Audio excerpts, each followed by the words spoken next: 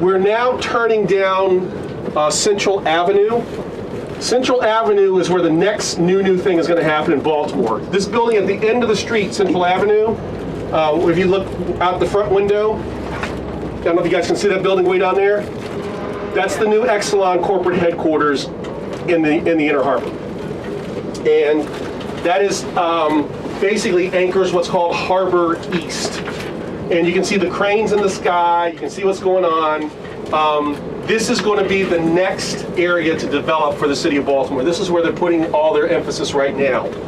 City has just gone through the first phase of redoing the zoning code. The zoning code calls for buildings that are 12 and 15 stories high on the street.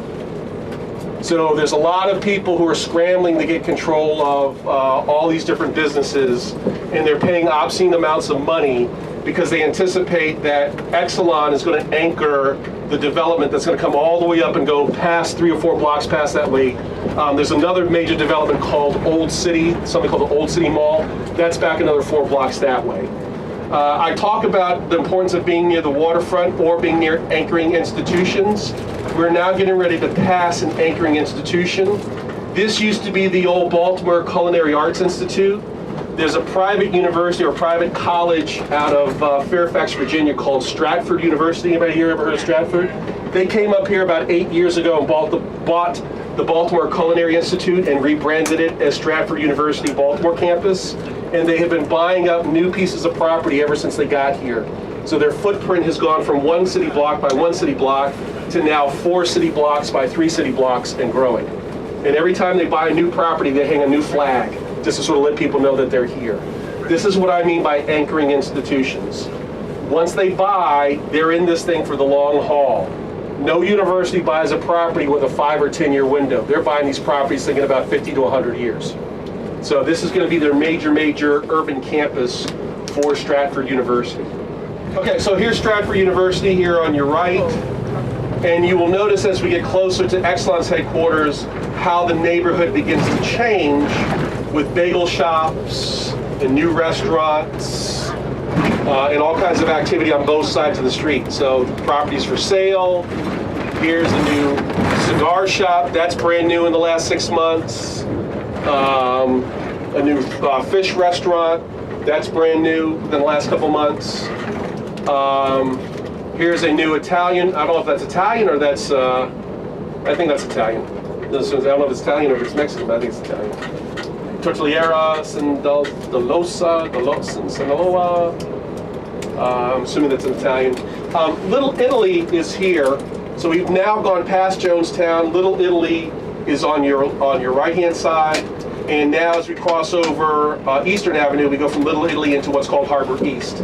This Hyatt Place is a brand new limited service hotel. It just opened up last Christmas. Not Christmas 2016, but Christmas 2015. As we cross over, this is Harbor East. So what I would just go Fleet Street and come back, because you know Fleet Street can get onto President Street. I want to turn it. Yeah, we can actually turn it. We can go to Fleet if you want. Okay, let's go to Fleet. Let's go to Fleet. For those of you who don't know the story on Harbor East, there's a gentleman named John Padarakis. He just passed away this past year, I think in November. I believe he was about 83 or 84 years old. John Padarakis inherited his family's bakery. His family bakery was called H&S Bakery. You may have heard of it. And H&S Bakery got a contract to build, a contract to make all the hamburger buns for McDonald's in the 1950s. And that's what made John Padarakis a billionaire. Not multimillionaire, not millionaire, billionaire. And John decided that while everybody else was leaving Baltimore, he was going to be buying as they were leaving. And he bought up all of this land down here. He roughly owns about, or I should say his family owns, roughly about a 6 block by 8 block area of Baltimore City. He went back to the city, got them to rezone the property to allow for extremely tall buildings, and he redefined this area and gave it its own name, its own brand, and called it Harbor East. But essentially, the Harbor East development is all owned by one family, the Patarakis family. This is Harbor East. This right here is the largest Whole Foods on the East Coast. It is too small. It is half a block by half a city block. They are building a new Whole Foods on that vacant lot behind us. It will be a city block by city block, and we'll have apartments on top. I think something like 1,200 apartment units on top. They outgrew this one within 3 years. In front of us is Pier 6. You'll see it as we turn. Right here is the Marriott Hotel, Pier 6. Back over there is Johns Hopkins new business school, the Cary Business School. The waterfront is all around us. You cannot see it because of these very tall buildings, but the waterfront is all around us. This building here, this very interesting building, architecturally very attractive, is the original sewer plant for the city of Baltimore, built in 1910. That's the waste treatment plant, the original one. And then, of course, right directly behind it is Pier 6. If anybody's ever been to a downtown concert, you can actually see the waterfront right there. So the harbor is all around us. You just can't see it because of the tall buildings. We are now driving along President Street, which becomes Jones Falls Expressway. If we were to stay on this and go about 10 blocks up, we would be back over at the Lakeview Avenue property. Little Italy is on your right. So Little Italy is bounded by Eastern Avenue and essentially Pratt Street, and then from Pratt Street up, it becomes Jonestown. So many people mistake Jonestown for Little Italy because they're right next to each other. Pretty much everything in Little Italy right now is up for sale. There's only one problem, which is ain't none of it got parking. So if you can figure out how to do it without, and you don't need parking, you're probably gonna be fine. The Reginald Lewis African American Museum, which is actually part of the Smithsonian now, was right here. That's the building with the red and gray. And the waterfront is still to our left. You'll actually see a piece of the water that's channeled. That's the actual Jones Falls. And the Jones Falls actually does meander through the city, goes all the way up to Towson, Maryland, which is sort of where it originates. Just to the west of Towson.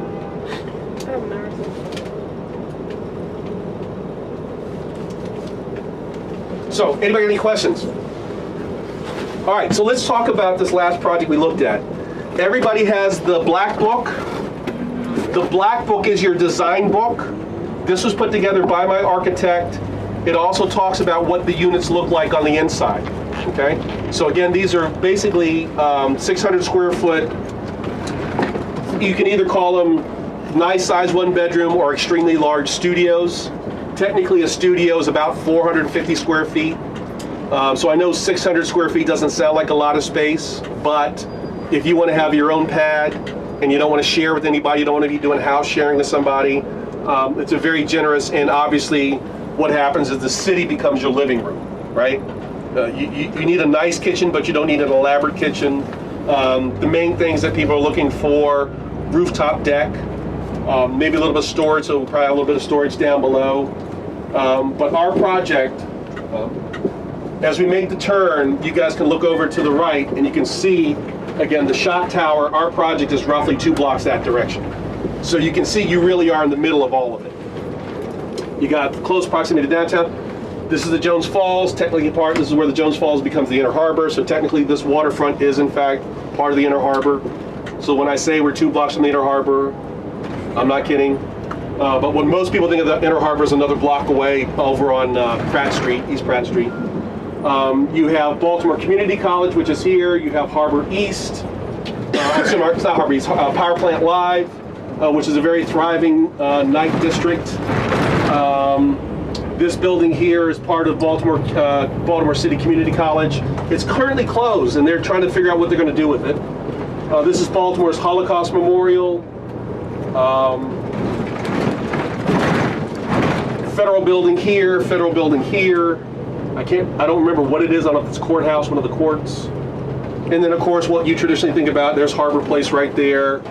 There's plans to put a hotel and condominium here.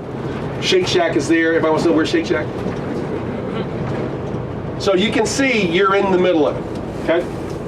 you're close enough to downtown that you can enjoy the benefits of downtown, but far enough from downtown you'd have to worry about all those big, tall, dark buildings. Okay? The sunlight doesn't come through. So the design book is here. Let's talk about the other book. Everybody got this book? Okay, this book here is the financials. This is what I gave to my banker to get the loan. So remember how I talked about there are basically 3 ways to do your financial analysis on a project? What's the first way to do your financial analysis on a project? Back of a napkin or back of an envelope. If it doesn't work on the back of an envelope, it ain't gonna work anywhere. Y'all understand that? Anybody got a calculator? Yeah. Okay, so run this number for me real quick. Let me know when you're ready. You ready? Who's got the calculator? Okay. 21 times 1,500. Got that? Times 12. Got that? Yeah. Times 0.65. All right. Got that? Yeah. Okay. Divided by 0.07. What do you get? 3,510,000. How much? 3,510,000. Okay, so what's my apartment building worth? 3,510,000. All right, so it's worth conservatively about $3.5 million. Okay? Now, we haven't talked about land yet, but we will. The general rule of thumb for land is that land is typically worth about 20 to 30% of the total building. Okay, so let's just say 25%. Okay? So 3.5 times 2.5 is what? 877. That's about right. Okay? What did I say I paid for my land? 78,000 and 75,000. Okay. Did I get a good deal? Okay. If I were to sell the land today without even building the building, I could probably easily get $600,000 to $700,000. Because if you put the building up, the building's worth about 3.5 million, and the land's worth about 25% of that number. Okay? That's back of the napkin stuff, guys. I don't.